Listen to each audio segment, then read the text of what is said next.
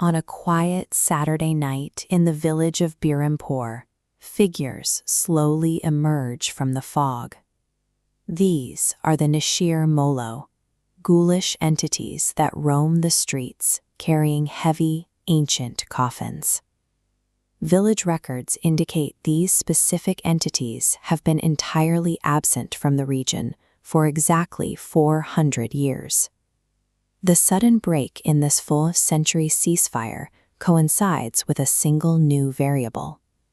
A tourist named Meghna arrives in Birampur, and the supernatural activity resumes. The timing suggests that Meghna's presence is the specific trigger for the monster's return. Seeking answers, Meghna uncovers an ornate, rusted dungeon key. It sits directly on top of a decaying historical manuscript known as the Birampur Puran. The Birampur Puran functions less like a history book and more like a legal ledger, documenting a series of rigid supernatural contracts and unpaid debts. To survive the current crisis, Meghna and the villagers must work as detectives to decode the magical laws established 4 centuries ago. The ledger reveals that 400 years ago, Birampur was ruled by a corrupt king who married a witch named Damayanti. She used blood magic to extend her life, seeking to survive for 1,000 years. This visual equation shows the exact conditions required to defeat her. It is a strict supernatural formula demanding a full moon, a copper knife, and a specific attacker, a woman who has saved at least 100 lives. The king's daughter, Princess Meghalaya, satisfied the criteria. She had previously brought back a cure for a village plague, saving thousands of people. Her history balanced the equation, allowing her to lock Damayanti away.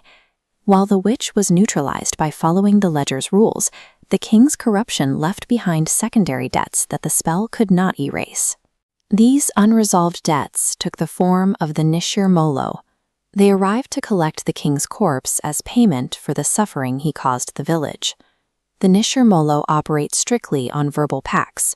They cannot be killed or driven away. They can only be negotiated with through the terms of the ledger. Princess Meghalaya faced a paradox. The spell keeping the witch contained required the princess to remain pure of heart. If she murdered her own father to pay the monster's debt, the seal on the witch would break. Stopping the debt collectors required finding a technical exploit in the contract. Princess Meghalaya negotiated a specific verbal agreement with the Nishir Molo to delay the collection. The logic of the pact was simple. If the princess returns to the village with the king's corpse, the debt is paid. If she returns without it, the monsters are free to attack. By exiling herself and the king permanently, the princess ensured that the condition of her return remains unmet. As long as she never set foot in Birampur, the logic of the attack could never trigger. To maintain this stalemate, she abandoned her crown, her inheritance, and her right to live in the kingdom she had just saved. This arrangement successfully barred the monsters from the village for 400 years. In the present day, Meghna and her friends have tracked the timeline of her recurring dreams against the sudden return of the Nishir Molo. The frequency of her dreams and her knowledge of the hidden key suggests that Meghna is the reincarnation of Princess Meghalaya. When Meghna stepped into the village as a tourist, she inadvertently fulfilled the Princess Returns clause of the 400-year-old contract.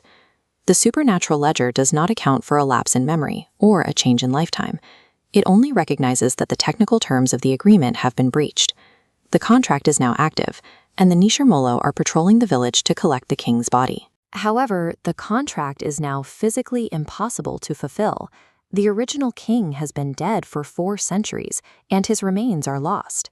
Meghna is trapped by an ancient blood contract that she cannot pay, and a rampage that she can no longer legally prevent.